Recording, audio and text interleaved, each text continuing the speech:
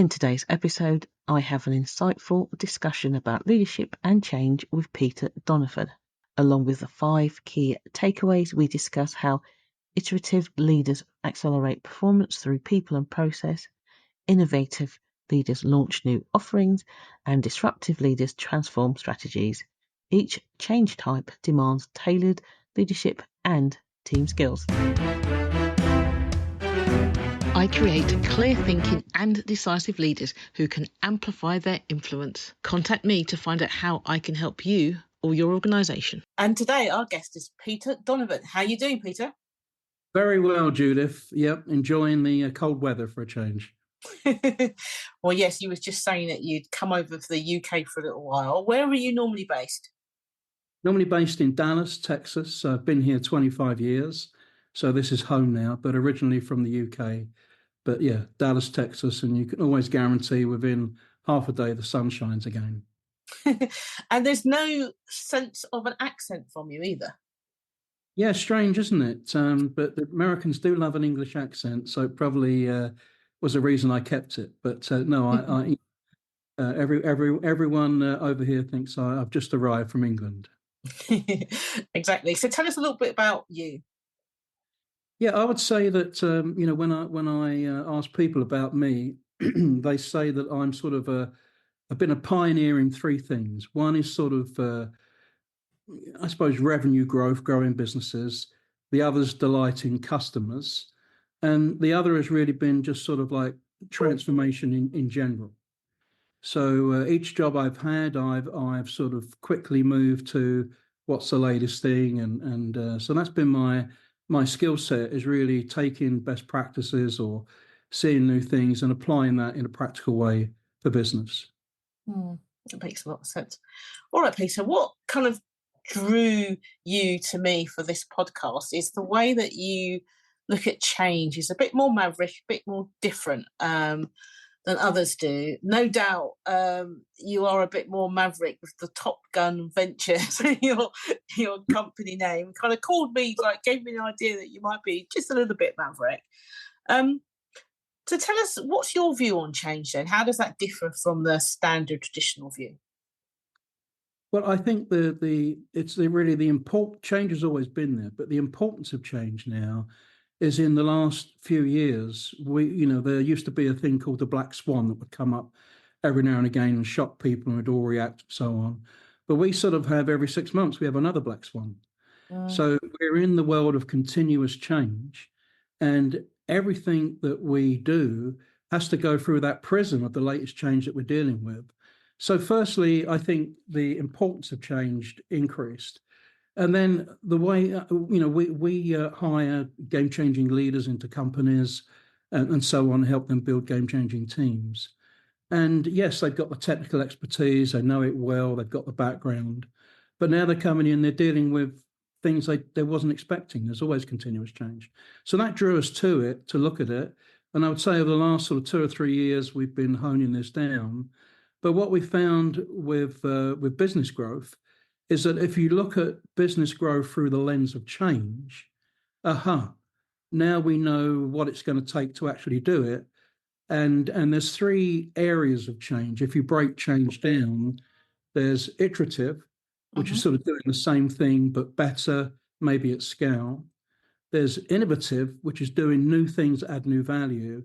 And then there's disruptive, which is really making radical change, perhaps moving you in a new direction. So, when everyone moved to the cloud, the first times they started that would be an example of disruptive change.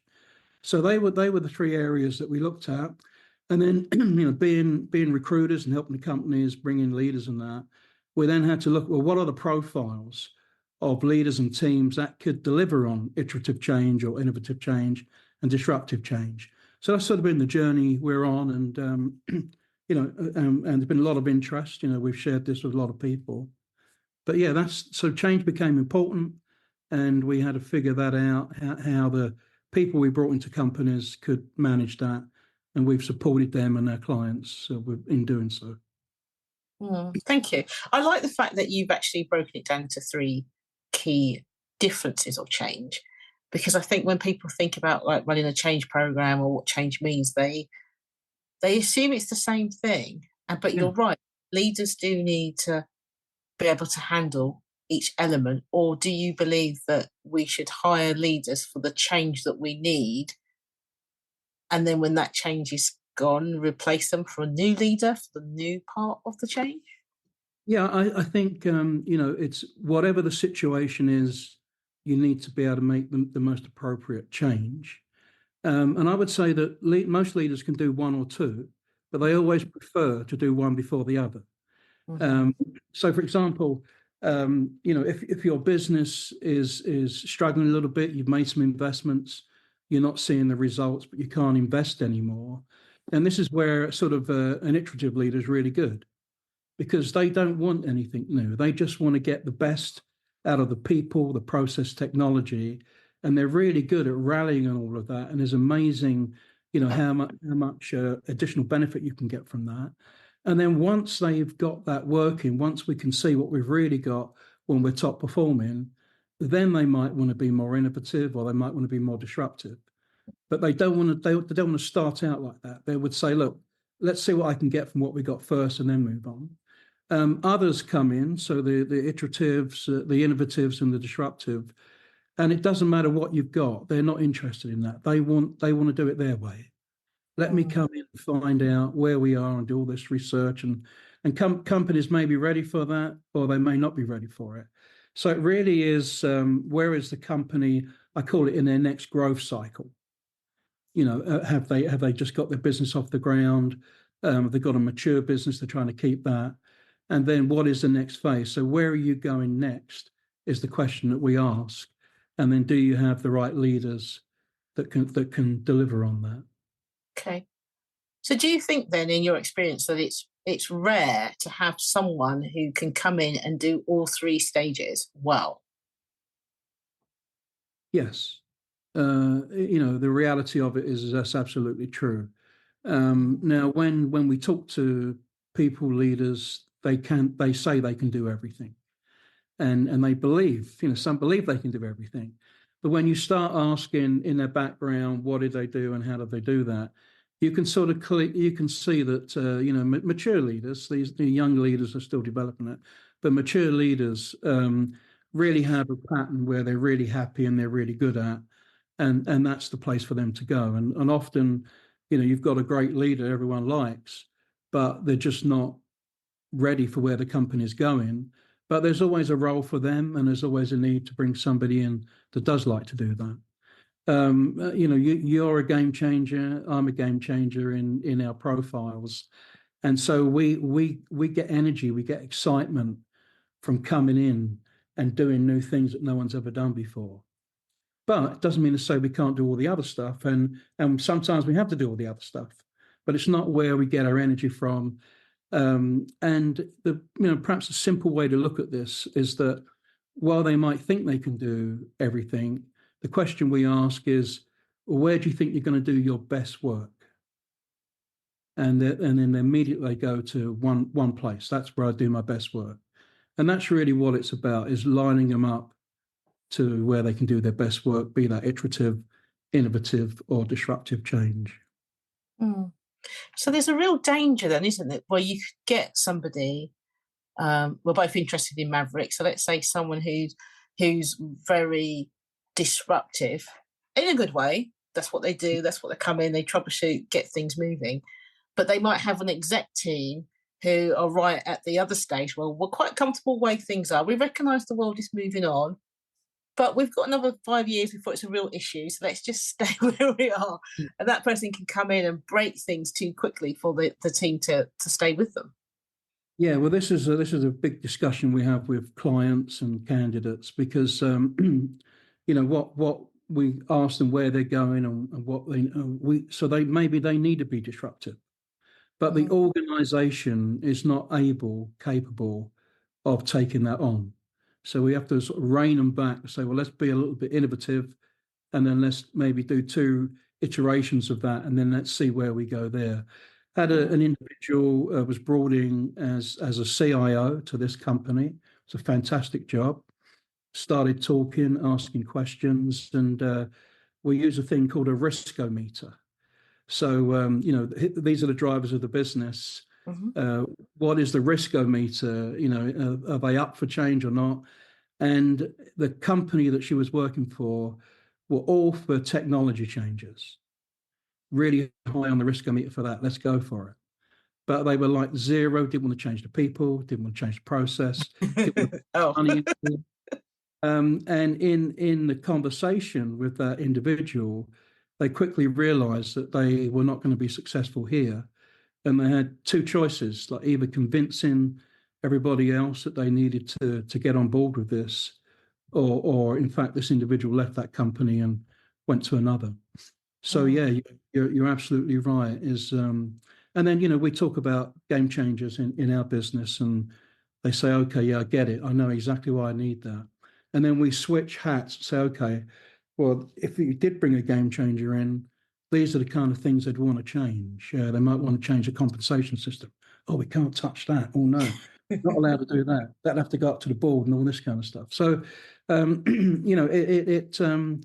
it's always a good conversation with clients but you're right, you have to talk them through the whole thing. You have to be ready for whatever it is. And sometimes, this is the consultancy, the advice that we bring. We help them figure out where they need to go and what's possible, and then to bring the right person in. Or, we might say, well, okay, now we know this. Well, who have you got in your company that could step up and do this? And a lot of innovative and game-changing people are sort of held back. Like they coming up with these ideas and no one's interested in it. Well, now they realize that's where they need to go. So, you bring these people in, or perhaps you promote them, or you give them more responsibility. So there's a lot of value in companies that is sort of suppressed and frustrated, that can be brought up and can really help out once they know where they're going and what kind of leader they need. That makes sense. So let's think now. Can you talk a bit about what you see when companies are looking for growth? Maybe look at it through the lens of change. How does growth work when you're thinking about change? Yeah, well, what we do, there's always sort of like key drivers of the business, and there's sort of like 6 areas that drive the business. So there's the leadership and strategy is one, employees and teams, organization and process, technology solutions, markets and customers, and then the capital. So what we say, but these are the levers. If you want to grow your business, these are the levers that you can operate. Which of these levers needs to have a disruptive change for it to make an impact on growth? And there's always one or two of them. Okay, yeah, we've really got to change the mindset of people, or we need to do new technology, or it's our processes. But then once they pick that, and the one or two, then we talk about, well, is the company ready for that? And most often they're not. Most companies are not ready for disruptive change, but they realize now that they absolutely must make some innovative change. They've got to deliver some new value, and they really get a deep understanding of why that's important. And what we tell them is that once you've made 3 or 4 iterative changes in the company, then opportunities to be more disruptive open up. Unless you've got a Steve Jobs in the company, you're not going to go straight to disruptive. So that really helps breaking it down into those areas, and then now they know what kind of leader they need to lead that, and what kind of teams they need, and so on.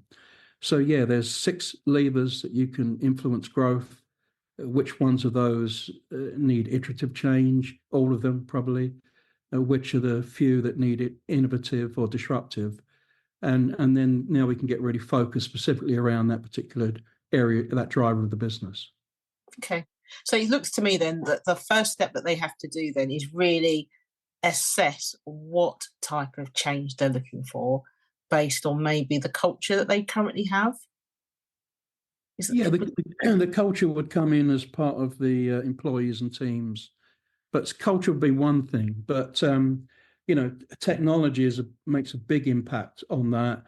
So does markets, customers, what they need.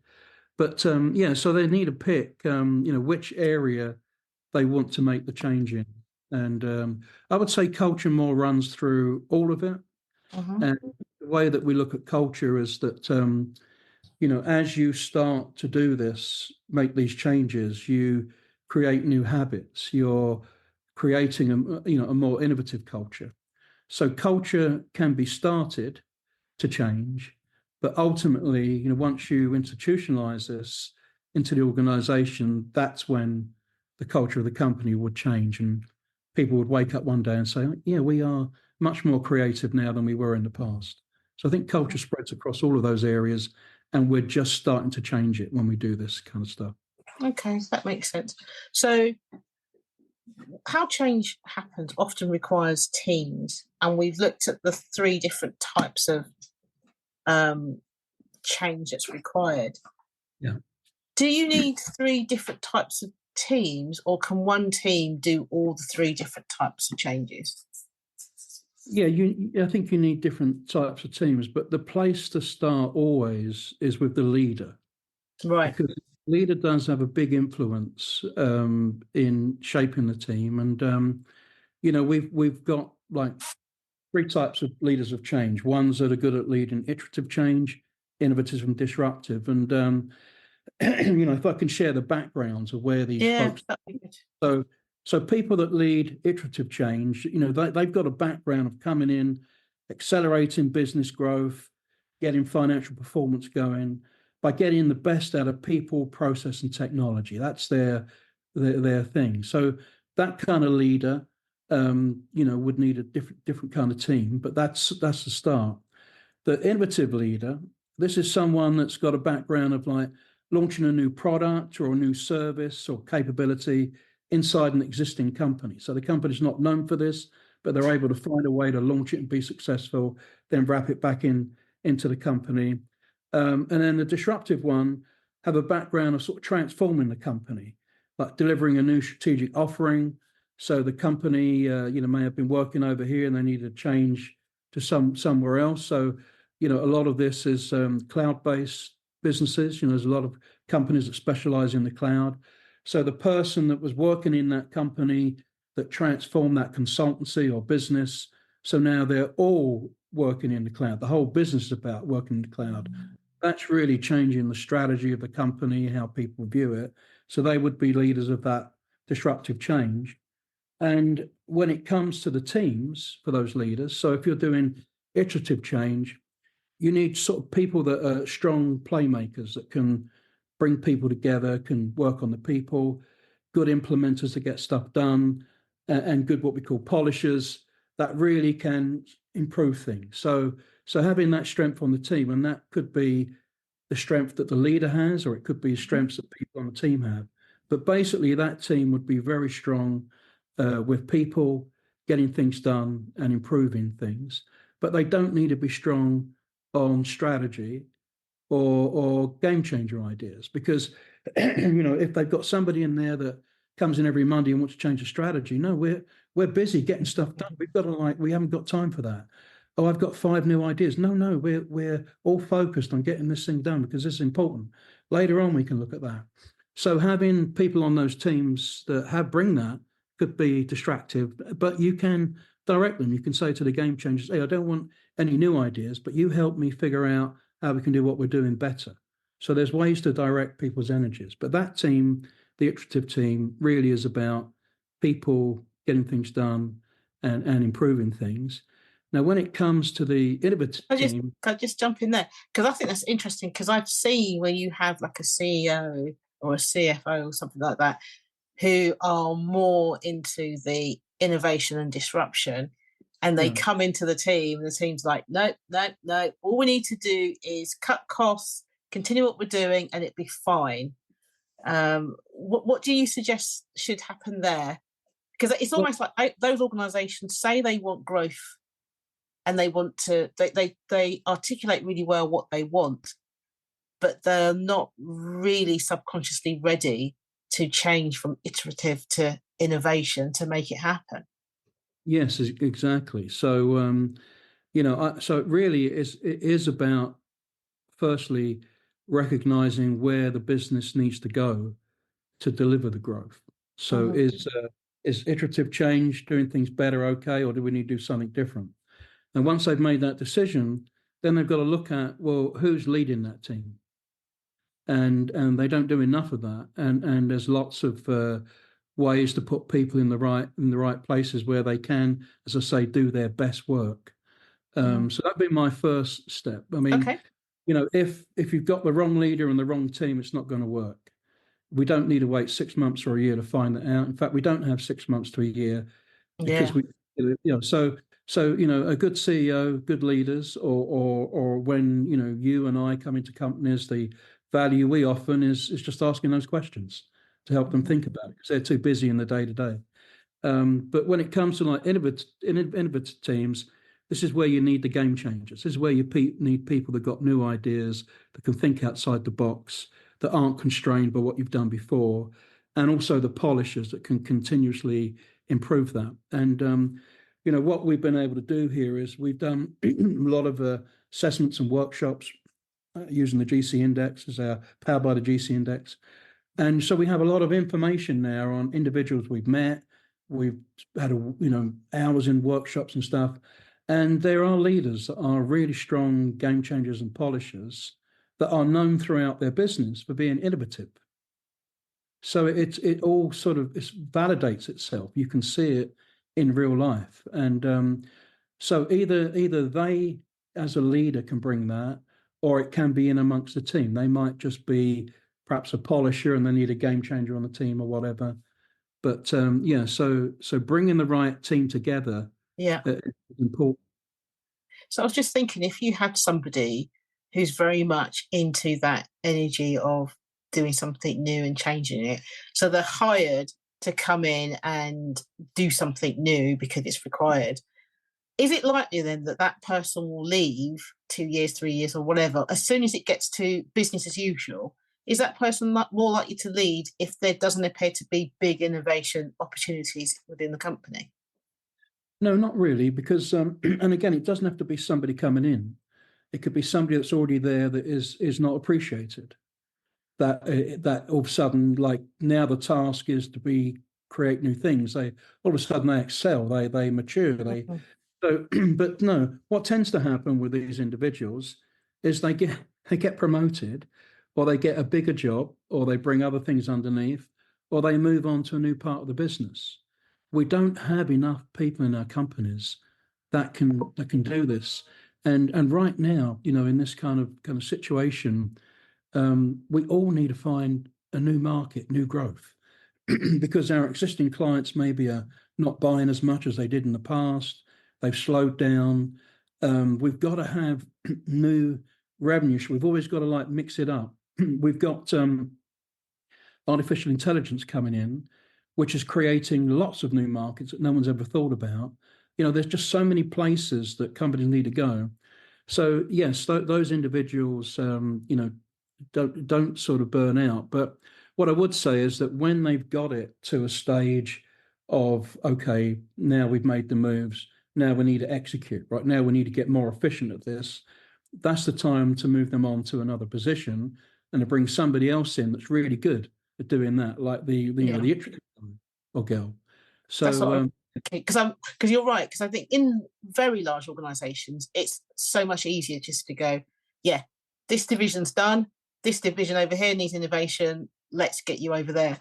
But the smaller companies, 200, 300, 500 individuals, it's a lot harder because they might not be in another division, another big area. So I was just wondering if those kind of people would then go, you know what, business as usual, I'm not interested in business as usual. There are some innovative changes, but they're too small to keep me interested.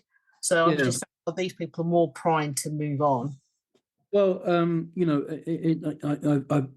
I've been in technology. I've done lots of things, been in the startup world and all of that, and I've been 20 years in recruiting now. And what I say to people is that if you can't grow anymore, if you don't feel you can grow significantly, or you can't make a bigger contribution, no matter where you are, you probably it's time to move on, either in the company or somewhere else. So I think that is.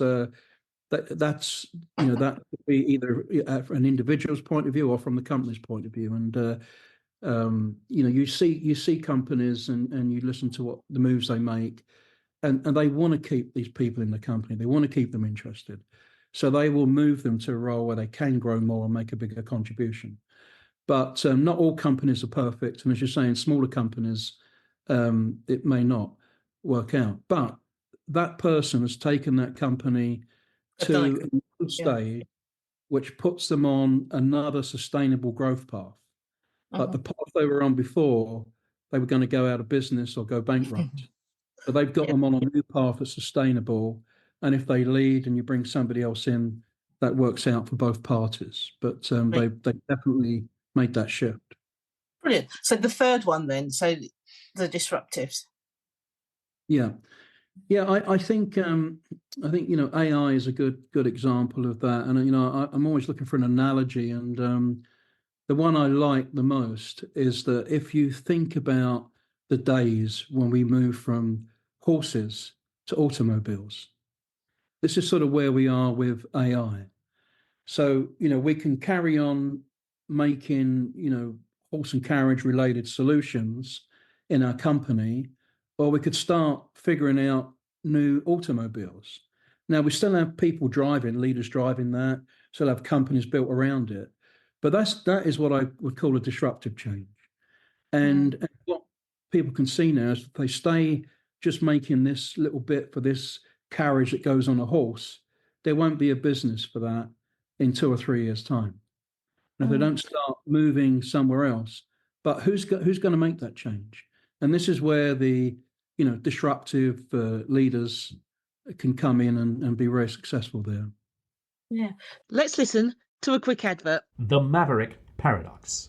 Judith Germain is an author, speaker, consultant, mentor, and trainer, and the leading authority on Maverick leadership. She is the founder of the Maverick Paradox, which supports organizations to enhance their leadership capabilities and to help business owners develop and grow their businesses. Judith enables individuals, business owners, and organizations to improve their impact and influence. She is also HR Zone's leadership columnist, an international online radio host, and her expert opinion has appeared in national, international, and trade press. Welcome back to the Maverick Paradox. This is the podcast for the pathologically curious. Thinking about your business, I suppose, in terms of your industry, recruitment, I think companies already now supplying AI co-workers, and in another year's time, another 2 years' time, they'll be quite sophisticated. Do you think, in terms of the recruitment industry, what changes might come when companies do what they're predicting that they're going to do, which is sack a lot of people and replace them with AI? How does the recruitment industry continue to survive? Well, one thing, we're, I suppose, fortunate in that we work at the senior, VP, C-level board area. So a lot of the bigger changes will not impact us. But thinking about across the organization, one of the other things to think about is that from the research they've done with AI and AI assistants like ChatGPT and things like that, what they've done is they've given this to consultants, they've given this to other sort of service workers and stuff. And what they found was that the top performers were better with this AI assistant, but the middle performers were almost as good as the top performers. Wow. So AI can help every individual be a top performer. So that's huge. So I think, yes, there may be cutting back jobs or whatever. There's an opportunity, I think, for people to find new work that isn't there. And my son is a millennial and I'm a boomer. So we're Mr. Millennial, Mr. Boomer. And we've done a few things together and we have a laugh about it. But when he went to college, well, firstly, you say to your children, what do you want to do when you grow up and get a job? Oh, nothing like you, Dad. And, but then he gets into marketing. So he's sort of there. But, what happened was that when he came out and got a job, he was a leader in social media. When he started college, social media didn't exist. There were no social media jobs. So I think, this is where we're going. There will be lots of jobs out there. But if people don't make the effort to change, to stay up, to look for it, then yes, they may be out of work. But I do believe that if you think ahead and make that investment, certainly there will be jobs. With ChatGPT, there are 17 ways that you can use ChatGPT. When I talk to people, they might use one of them, maybe two. So you should try all 17. You should get proficient in all 17. And you don't have to be work related. It can be going on vacation, could be anything, your hobbies. But, people, I think, they make the right investment, there will be jobs. But if you don't, and you want to have the same job you got today without making any effort, yes, that will be gone. You know what? I think it's quite interesting, that argument, because it makes me think about the Industrial Revolution. And I think with time, jobs do get moved around and they feel, but in the short term, there's often with knowledge work as well, there's a huge gap between what you know and what you need to know that can become quite difficult to bridge. It's like, for example, you could argue that the way that the UK has gone has been fantastic, and all the jobs that were lost when he shut down shipbuilding, mining and all that stuff has been replaced, which is probably true. But it wasn't true for a number of decades for those that were miners or shipbuilders or any of that sort of stuff. So there's there's a human cost that gets neglected because we look at a bigger time period. So we go, you're right, AI will eventually provide new jobs. But what about the hundreds of thousands, the millions of people who are not able to make that gap? And we kind of overflow that. And I remember seeing something, the same research that you saw about, lower skilled workers being as good as high performers. And I saw some CEOs going, so we can sack the high performers because they cost us a lot of money. So we get rid of those. And we have the lower performers and we'll just, give them AI and then we'll save a lot of money. So it's kind of curious, isn't it? Yeah, I mean, the world is unfair. I mean, it's like we've gone through our own careers, like, I get promoted and people say, you don't seem too excited about it. I said, well, I should have been promoted like 3 years ago. It's just, I've been doing this and that. Now they promote me now. So the life isn't fair, and it's just the way it is. But no, it is a real problem that needs careful handling, and some companies will do that better than others. But at the end of the day, I come back and I advise people that as an individual, it's your responsibility to make more effort, and we provide some training, sort of a coaching to be more creative. So how can you step out of your comfort zone and be more creative? And that's been really very rewarding because we've been able to help people do that in a safer environment. And we're mostly focused at leaders, but I've done this with lots of other friends and stuff. So yeah, I think as an individual, if you're not learning something new every day, then yes, that will happen. It'll be unfair. Also with specifically senior leaders that can 1 minute be like gods, if you know what I mean, in their little environment. In 3 or 4 years, they've got no value because what they were good at is not there anymore. So leaders have to keep transforming and learning. So I think that's it, is that everybody's, got to keep moving forward and looking for the next opportunity. But yeah, it's there's going to be some people that struggle, and we can help them as much as we can. But even when we're helping them, the way we're helping them is to say, well, here's a new skill or whatever. So, why wait until you've lost your job and then look for a new skill? Why not do that while you're in a job and so on? That makes sense. And then you can pay for the learning that you need. So this is probably a good place to end. But before we do that, is there anything you'd like to leave with the audience? Yes, I would, because I've spent quite a bit of time talking to people about what are their strategies for 2024. And I think, we've had COVID, we got through that, did really well. Then we've had last year. So we've used up a lot of resources in company. Now we don't have those resources to use up now unless we bring in new growth. So I've asked them, what were the 3 strategies, and it seems that there's flat growth, new growth, and sustainable growth is what they're going. And within their company, they might be all of these. So flat growth is really about just surviving, just trying to keep the lights on, trying to do what we can in the business and to live another day so that, we can grow again. There's companies that their traditional business decline and so on. So that's one area of focus. And this is where this iterative leaders and teams can be really, really good. That can help people out there. The other is new growth, where they've sort of weathered the storm, which is great. But now they realise that they don't have the resources to do that again. They've got to find some new growth. And this is really where the innovative leaders and teams can come in. And it doesn't have to be the whole company. You can pick a project on that. And then there's the sustainable growth area. And this is where I think the smart people that are seeing the lights that say, okay, AI is going to be a big change. Let's put some resources and move in there and so on.